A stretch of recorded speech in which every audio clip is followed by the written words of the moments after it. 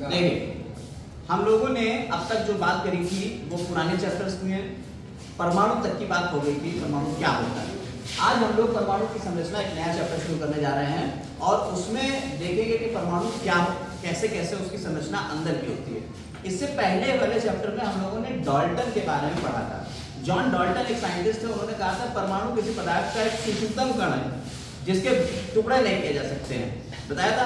यानी कोई पदार्थ है जिसे छोटे तोड़ते चले जाओ और सबसे सूक्ष्मतम कण जो निकल के आएगा उससे छोटा नहीं होता है, परमाणु वो होता है। अब तक हम लोगों ने यही बात समझी थी पिछले चैप्टर तक, लेकिन अब कुछ आगे रिसर्च हुई, कुछ साइंटिस्ट ने अपनी अपनी रिसर्च करी और उसके बेसिस पे देखा कि परमाणु क्या क्या कण और है परमाणु के अंदर। ठीक है, तो पता चला कि परमाणु के अंदर और भी कण होते हैं। तो परमाणु की एक नई परिभाषा आती है, इस चैप्टर से परमाणु की एक नई परिभाषा को लेके आए। क्या है?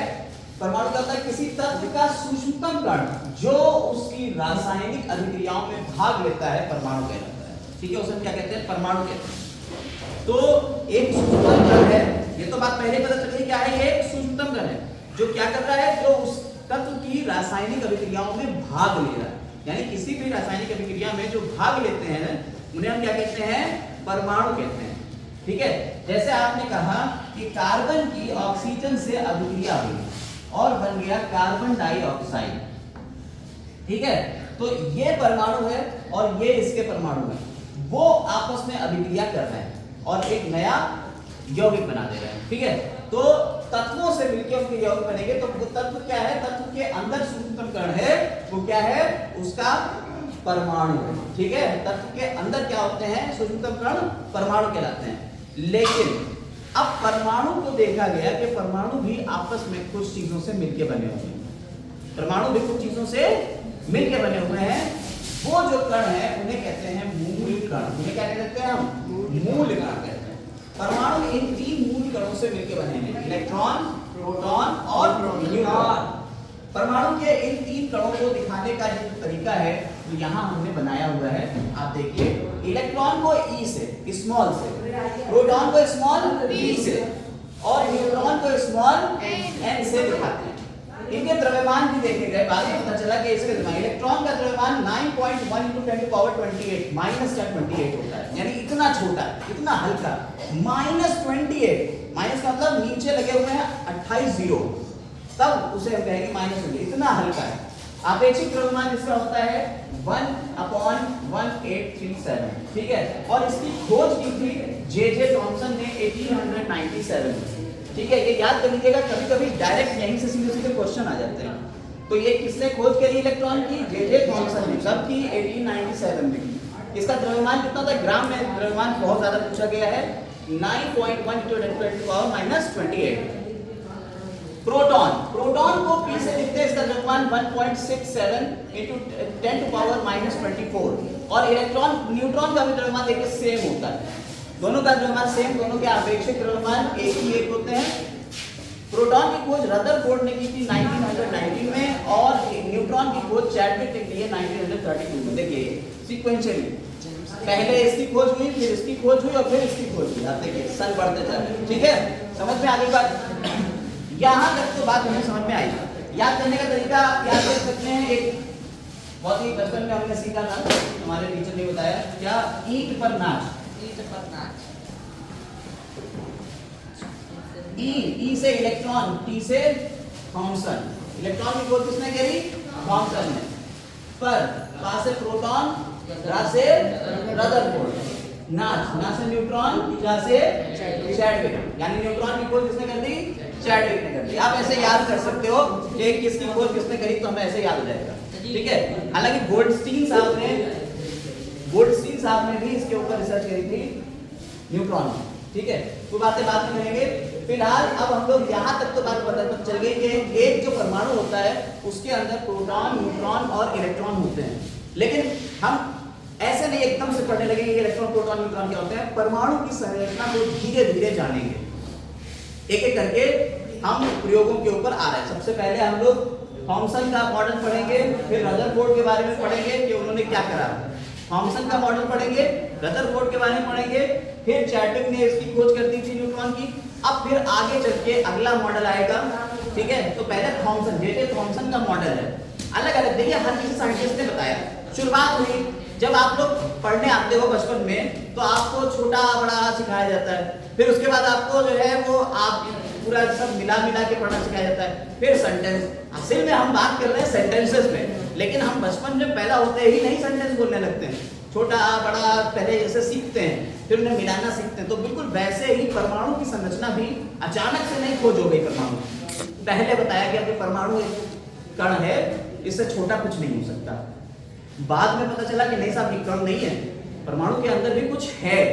वो क्या है? वो इलेक्ट्रॉन प्रोटॉन है, न्यूट्रॉन है। तो पहले तो इलेक्ट्रॉन प्रोटॉन के ही बारे में बात हुई। तो थॉमसन साहब ने कहा कि इलेक्ट्रॉन प्रोटॉन जो होते हैं वो कैसे होते हैं। एक तरबूज देखा है, जैसे तरबूज होता है, तरबूज के ही अंदर अगर आप देखें तो जो लाल लाल रंग का पूरा है मटेरियल वो है प्रोटॉन। जो लाल रंग का मटेरियल है क्या है? प्रोटॉन है। और जो बीज हैं, जो बीज हैं, ये बीज कौन है? इलेक्ट्रॉन। समझ में आई बात या नहीं? तो इस तरीके से इलेक्ट्रॉन और प्रोटॉन किसी तरबूज की तरह होते होंगे किसी परमाणु में। किसने कहा ये? थॉमसन साहब ने कहा। फिर रदरफोर्ड आए, कहने लगे नहीं साहब ऐसे नहीं होता है कि तरबूज की तरह रखे हैं, जितने प्रोटॉन है उतने इलेक्ट्रॉन है, तरबूज की तरह रखे हुए हैं, ऐसे नहीं होता है। इसे प्लम पुडिंग मॉडल भी, इंग्लिश में इसे प्लम पुडिंग मॉडल भी कहते हैं। प्लम पुडिंग मॉडल अभी हम समझाएंगे, सारे मॉडल से एक साथ पढ़ाने जा रहे हैं, अभी पढ़ाएंगे। तो इसके बाद क्या होगा? रदरफोर्ड साहब है, रदरफोर्ड साहब ने क्या करा? अपनी रिसर्च करी और रदरफोर्ड में उन्होंने अल्फा पार्टिकल को डाला किसके ऊपर? गोल्ड के ऊपर। सोने की एक बहुत बहुत महीन सी पत्ती ली और सोने की उस महीन सी पत्ती के ऊपर क्या डाले? अल्फा पार्टिकल की बमबारी कराई। और तब देखा कि जो अल्फा पार्टिकल था, अभी हम सारे एक्सपेरिमेंट पढ़ाने जा रहे हैं लेकिन एक सीक्वेंस बता दें कैसे हम लोग पढ़ेंगे। अल्फा पार्टिकल के एक्सपेरिमेंट में उन्होंने देखा कि कुछ कण जो थे वो सीधे निकल गए, कुछ कण जो थे वो थोड़े मुड़ गए, कुछ कण जो थे वो वापस आ गए। ऐसा क्यों हो रहा है? इसके पीछे जब राज पता चला तो पता चला कि नहीं साहब, जो परमाणु होता है वो ऐसा नहीं होता है। परमाणु का सारा पार्ट जो है वो बीच में खोखला है और बीचों बीच में प्रोटॉन है और उसके आसपास इलेक्ट्रॉन चक्कर लगा रहे हैं और बहुत सारी जगहों पे इलेक्ट्रॉन जहां नहीं मिल रहे हैं वहां से सीधा सीधा निकल जा रहा है अल्फा कण। फिर आगे पता चला कि नहीं साहब ये और इलेक्ट्रॉन चक्कर लगा रहे हैं। उन्होंने कहा साहब अगर इलेक्ट्रॉन चक्कर लगा रहे हैं, जैसे आप हैं किसी एक चीज के आसपास चक्कर लगाते रहो तो आपकी ऊर्जा कम होती रहेगी। अब ऊर्जा कम होती रहेगी तो क्या है? जब बीच में है आपके प्रोटॉन, देखिए बीच में प्रोटॉन और आसपास इसके इलेक्ट्रॉन चक्कर लगा रहे हैं। तो जब इलेक्ट्रॉन चक्कर लगा रहे होंगे, साइंटिस्ट ने पूछा कि जब इलेक्ट्रॉन चक्कर लगा रहा है, ये प्रोटॉन है पी के ऊपर पॉजिटिव चार्ज होता है, इलेक्ट्रॉन के ऊपर नेगेटिव चार्ज होता है, ये भी समझ लीजिए। इसके ऊपर आवेश की बात करी जाए तो इलेक्ट्रॉन के ऊपर माइनस ऋणावेश, प्रोटॉन के ऊपर धनावेश और इसके ऊपर कोई आवेश नहीं होता है, ये याद रखिएगा। इसके ऊपर माइनस का चार्ज, इसके ऊपर प्लस का चार्ज और इसके ऊपर कोई चार्ज नहीं होगा, ठीक है। तो प्रोटॉन के ऊपर पॉजिटिव, इलेक्ट्रॉन के ऊपर नेगेटिव, इलेक्ट्रॉन प्रोटॉन के चारों ओर घूम रहा है, ठीक।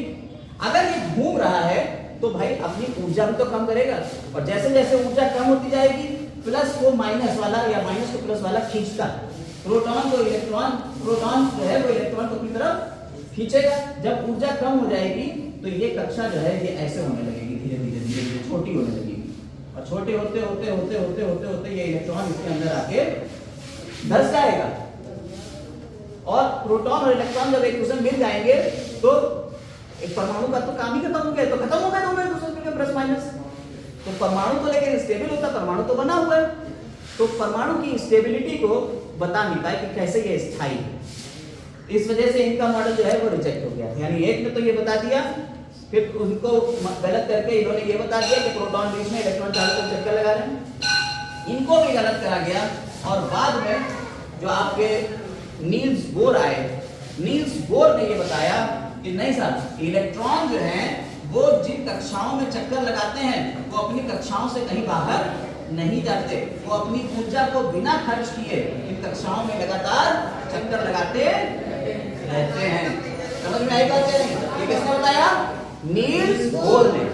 फिर आगे और भी नील्स बोर की भी कुछ कमियां थी, उसको आगे पूरा करा श्रोडिंगर साहब ने। उन्होंने कहा कि जहां इलेक्ट्रॉन के मिलने की संभावना ज्यादा होती है उन जगहों पे इलेक्ट्रॉन्स मिलेंगे। ऐसा नहीं कि हर गोले में इलेक्ट्रॉन मिल रहा है, ऐसे गोले नहीं होते हैं। इलेक्ट्रॉन अलग अलग जगहों पे संभावना होती है कि यहाँ पे मिलेगा, यहाँ मिलेगा। ये आपको 11th क्लास में मिलेगा। 9th तक आपको यहाँ से लेके यहाँ तक 3 मॉडल पढ़ना है 9th। तो आप समझ गए कि क्या करना है। हमें सबसे पहले एक मॉडल पढ़ना है, कौन सा? जे थॉमसन का। दूसरा हमें रदरफोर्ड का मॉडल पढ़ना है, फिर नील्स बोर का मॉडल पढ़ना है। ठीक है, ये 3 मॉडल जब आप पढ़ लेंगे तो हमें इलेक्ट्रॉन, प्रोटॉन, न्यूट्रॉन, परमाणु की संरचना के बारे में पूरा ज्ञान हो जाएगा। हल्का फुल्का तो हो जाएगा, 9th क्लास के लेवल का तो हो ही जाएगा। फिर 11th क्लास में देखेंगे अपना अलग, लेकिन यहाँ तक तो काम हो जाएगा। ठीक है, इतनी बात समझ में आई? चलिए शुरू कर रहे हैं हम लोग रदरफोर्ड का, थॉमसन का मॉडल क्या है उसको